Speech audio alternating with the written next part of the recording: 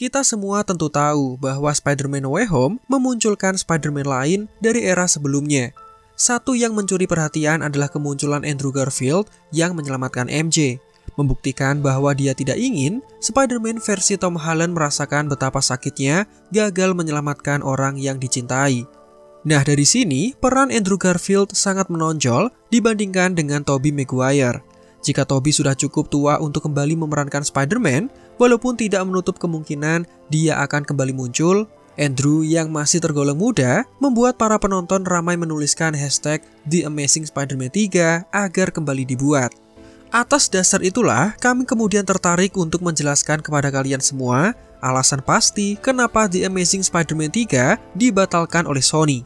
Padahal film itu sudah dipersiapkan dan mendapatkan lampu hijau untuk dibuat. Kalian yang mengaku sebagai penggemar Spider-Man harus tonton video ini sampai selesai, karena terdapat masalah antara petinggi Sony dengan Andrew Garfield pada kala itu, yang memicu pembatalan film ketiga.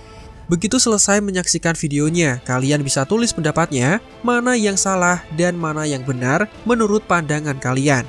Tapi sebelum itu, luangkan waktu kalian bareng sejenak untuk menekan tombol subscribe-nya. Karena dengan demikian, kalian sudah mendukung kami untuk terus membuat video yang berhubungan dengan Marvel. Plus, kalian tidak akan ketinggalan kabar-kabar terbaru seputar Marvel dari kami. Jika sudah, berikut adalah informasi selengkapnya.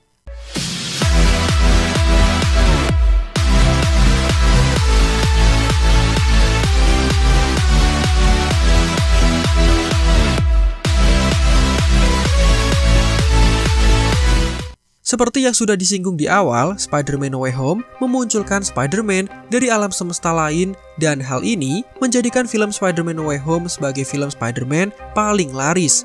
Walaupun rilis di kala pandemi dan bioskop di Indonesia masih dibatasi dengan 70% kuota penonton, film ini mampu menjadi film terlaris ketiga di Indonesia. Sony tentu sangat senang karena untung besar dan mendapatkan banyak cuan. Kembali ke bahasan utama kita, apa alasan sebenarnya film ketiga dari Spider-Man versi Andrew Garfield dibatalkan oleh Sony? Kita tentu sadar, The Amazing Spider-Man bukanlah film Spider-Man pertama yang dibuat oleh Sony. Film ini hadir sebagai reboot dari Spider-Man karya Sam Raimi yang dibintangi oleh Tobey Maguire. Setelah pembatalan Spider-Man 4, film lanjutan dari Spider-Man 3 karya Sam Raimi, Sony Pictures kemudian memutuskan untuk mereboot ulang franchise tersebut. Untuk alasan kenapa film Spider-Man direboot ulang, kalian bisa saksikan video rekomendasi di kanan atas ini. Nah, franchise yang baru ini dibintangi oleh Andrew Garfield dengan sutradara yang relatif masih baru bernama Mark Webb. Ini adalah langkah berani bagi Sony karena kolaborasi antara Sam Raimi dan Tobey Maguire terbukti mencuri perhatian di box office dan menghasilkan banyak uang serta penggemar. Namun, Sony menginginkan seseorang yang lebih muda untuk memerankan Peter Parker. Alasannya karena kisah Spider-Man yang baru ini akan menceritakan seorang anak laki-laki yang mencoba menjadi seorang pria. Setidaknya seperti itulah alasannya menurut situs Collider. Beberapa penggemar tentu merasa bersedih atas berakhirnya era Tobey Maguire. Sementara sebagian dari mereka merasa senang ada film Spider-Man lain yang masih baru dan berbeda dari sebelumnya. Mereka merasa akan menarik melihat warna baru dari film live action Spider-Man yang berbeda dari era sebelumnya. Plus, mereka yang setuju Spider-Man direboot merasa tidak perlu lagi melihat ekspresi aneh dan kebingungan yang dibuat oleh Tobey Maguire saat dia berakting.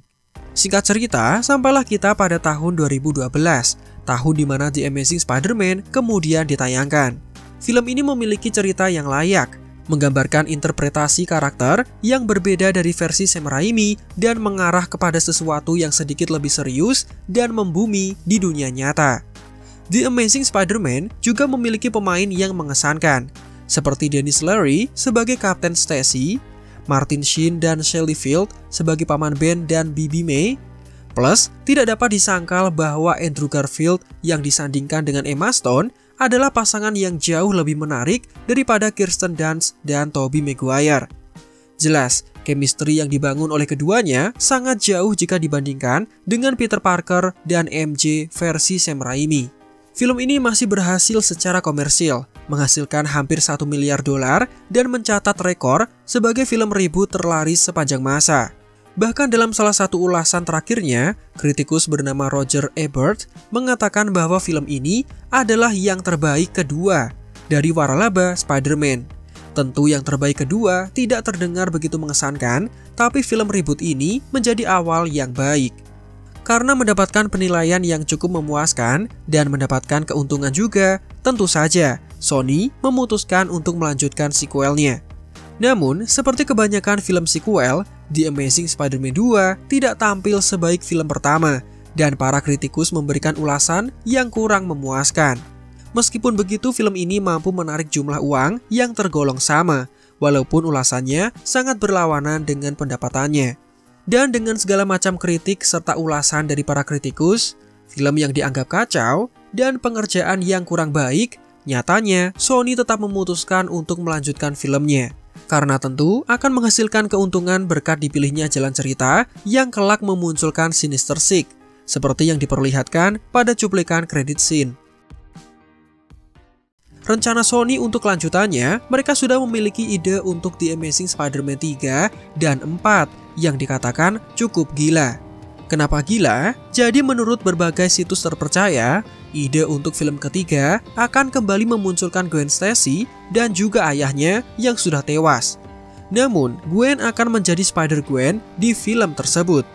Jadi bukan menghidupkan Gwen yang sudah tewas di film kedua, namun Sony akan mendatangkan sosok Gwen dari alam semesta lain selayaknya dalam komik dan animasi Into the Spider-Verse. Selain itu, Sony juga merencanakan beberapa film spin-off yang berpusat pada penjahat seperti Sinister Six dan Venom, namun masih berada di alam semesta The Amazing Spider-Man. Ada juga desas-desus yang mengatakan bahwa aktris Felicity Jones mungkin mendapatkan spin-off-nya sendiri sebagai Felicia Hardy alias Black Cat.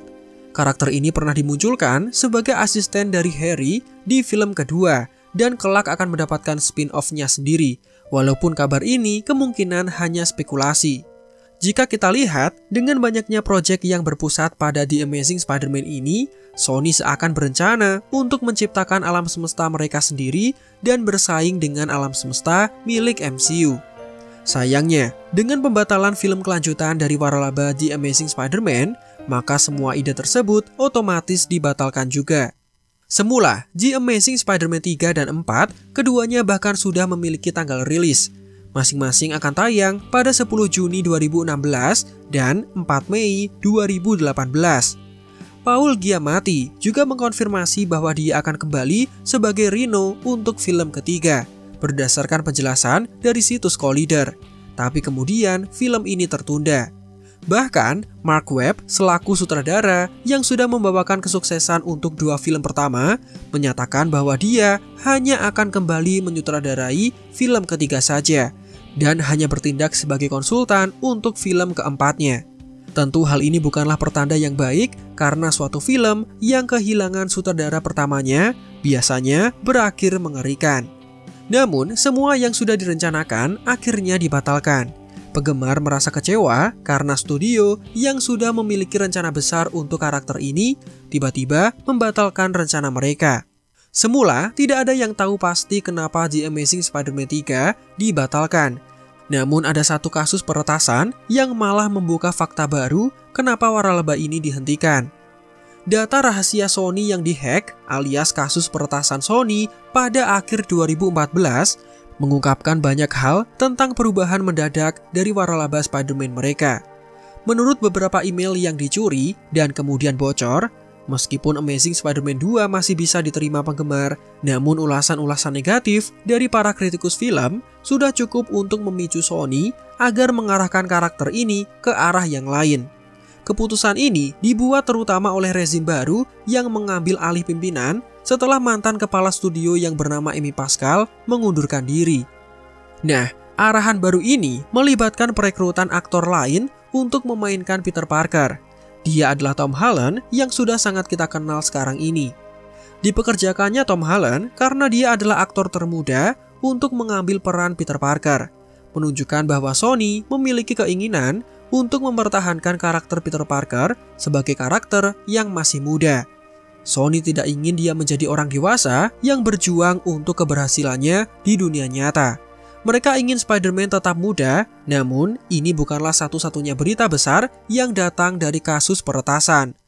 Menurut dokumen yang dipublikasikan oleh sang peretas, Sony kemudian membuat kesepakatan dengan Marvel Studios untuk membawa Spider-Man ke alam semesta MCU dan bisa bertemu dengan para Avengers. Penggemar di seluruh dunia merasa sangat senang dan sejak itu terungkap bahwa Spidey akan melakukan debutnya secara besar-besaran dan mengawali kisahnya dalam film Captain America Civil War. Tapi tunggu dulu, ternyata pembatalan The Amazing Spider-Man 3 ada sangkut pautnya dengan Andrew Garfield sebagai tokoh utama.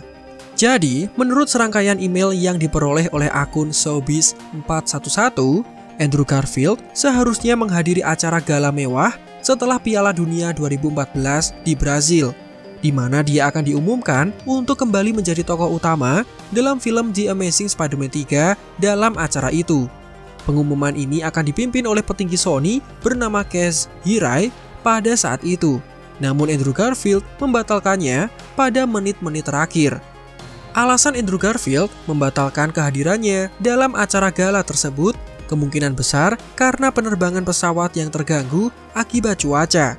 Atau sumber lain menyebutkan Andrew batal hadir karena kondisi badan yang sedang kurang baik. Kedua alasan tersebut adalah alasan yang bisa diterima. Namun tetap saja, Hirai merasa diremehkan. Hal ini menyebabkan presentasi yang sudah dipersiapkan olehnya berubah secara drastis. Dan presentasi pengumuman The Amazing Spider-Man 3 tentu saja dibatalkan.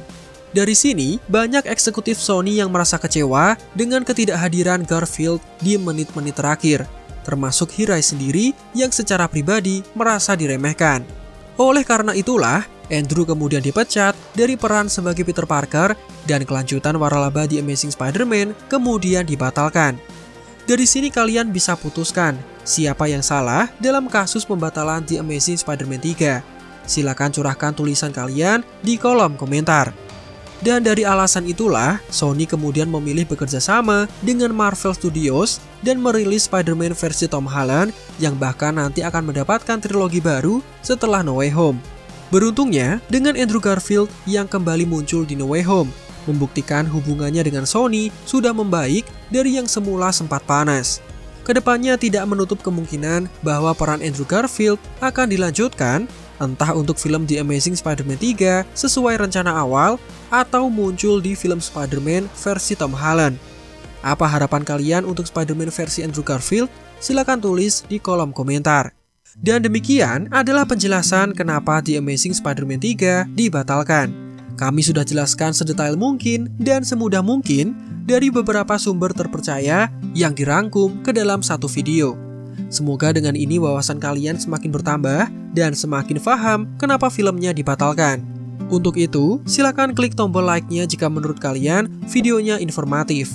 Subscribe juga bagi yang belum, dan Marvel Indo out, sampai jumpa di video lainnya.